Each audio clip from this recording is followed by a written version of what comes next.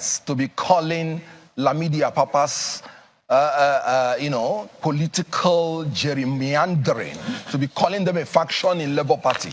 Please, they are political clowns, not worthy to be mentioned with regard to Labour Party. They are politicians of convenience. Mr. Okonkwo, I'd like us to measure our words. Mr. Okonkwo, please, let's measure the words and speak to the issues. I mean, describing someone as a clown. Good. It might insult their sensibility. So let's speak to the issues, since they're not here to defend themselves. That's what I'm saying. They are politicians of convenience and politicians of fortune. They are not politicians of conviction. They are not politicians of fortitude. I'm here to tell you that you should not ever call them a faction of Labour Party. There is no crisis in Labour Party. And I refer you to the Labour Party Constitution. Article 13, 1B, IV, says it is only the National Convention that can elect or remove the national officers. And then Article 13, 2B, XVI and XVII. He said it is only the NEC that can replace the vacancy in any national office. And it is only the NEC that can discipline any national officer. So please, these people you're calling that they are a faction of Labour Party, who brought them in as leaders of the national, as the national officers of Labour Party? Please, they are not in any way any Labour Party national officers. Having said that, you rightly pointed out that there were two orders of courts of coordinate jurisdiction. One from Edo, where the main issue started from, and which the Supreme Court has settled in Suleiman and APC. And I'm talking about 2023, 5 NWLR, and I'm talking about Part 1877. The Supreme Court made it clear that it is only the court from where the cause of action arose that has jurisdiction to talk about any issue. And that court is located in Edo State. And the court has given an order restraining anybody from restraining the national officers of Labour Party from doing their duties. So the ex parte order by the courts in the Federal Capital Territory, which lacks jurisdiction to entertain it, is null and void. All right, Mr. Okonkwo, for the benefit of our viewers, let us show that court, the court ruling from Benin City first, and see who the court was speaking to and what the court asked for. If we just pull that up, the court. So that's what the court said, the final ruling from the Benin City High Court, saying that I hereby make an order of interim injunction restraining the first and second defendants. By the way, the first and second defendants in this case, the Ward 3 chairman, that's Thompson Ehigwese and Lucky Shoaibu, essentially. Those are the first and second defendants, and those are the ones that the judge was speaking to. So it says, from submitting and or transmitting the purported notice of suspension signed by Ward 3 executive of Labour Party to the third defendant for deliberation. The third defendant is Labour Party. So when you say that the court in Benin restricts even the national officers, at what point or which part of this order does that reflect, or is that reflected, rather? No. I said the court in the Federal Capital Territory is the one that restrained or purportedly restrained the national officers from acting.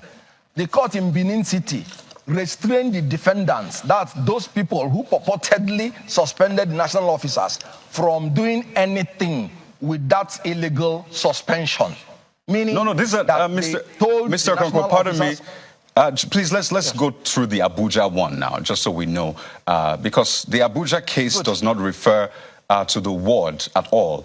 In fact, you can see the defendants, Mr. Bure and others. And the order from the court, if we just go to the lower part, essentially says that the first to the fourth defendant, that from Mr. Bure to Mr. Ojukwu, that their agents, previous servants, employees, and representatives whatsoever described are actually restricted from or restrained from parading themselves as national chairman, national secretary, and all. And then it goes on to say an order is granted abridging the time. So it does not speak to the ward, which the case in Benin is about. So to that extent, aren't they different?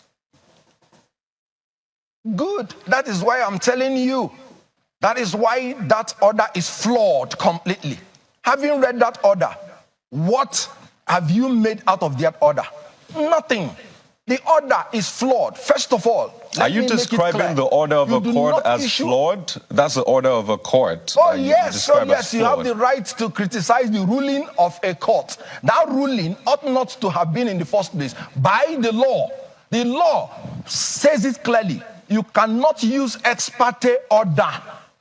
You cannot use it to affect the interest of an adverse party that you have not heard from. What that order did, ex parte order is meant to be a shield to protect a claimant from irreparable damage that will occur to him before the other party is heard.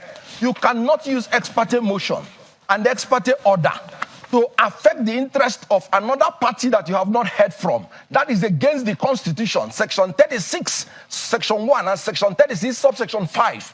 You cannot affect the rights of any Nigerian without first of all hearing from him. That is against natural justice, equity, and good conscience. Right, Mr. Okonkwo, as we wind down, the Supreme Court has already condemned. Right. So is that why Mr. Bure is remaining as the national chairman in disobedience of that court order? So he would rather disobey the court order rather than go to court to withdraw that order? Oh, sorry. Mr. Bure and Labour Party is a law-abiding party, despite the fact that that order is completely flawed because it is an abuse of ex parte order. So the Labour Party, Abure, is restrained. He's not doing anything now. Pending the determination, the court is going to rule on jurisdiction. But the one from Benin City, isn't it an ex parte order as well? The one from Benin City is also an ex parte order. So what's different? No, like I said, you use the ex parte order to restrain people from doing damage to your rights. That is what Julius Abure did in the Benin High Court that has jurisdiction over it. But the Abuja High Court, they used ex parte order to behead a human being in Nigeria. A political party is a human being recognized by law. Well, Mr. Kenneth Okonkwo, an ex parte order. I mean, you're a legal practitioner, so I imagine that you, at least you hold the courts in high esteem, but we're totally out of time. We wish we had more time for this. But we'd like to thank you so much, Mr. Kenneth Okonkwo, who is a lawyer and spokesperson, Labour Party Obidate Presidential Campaign Council. He's also a columnist, by the way. Thank you so much for your time.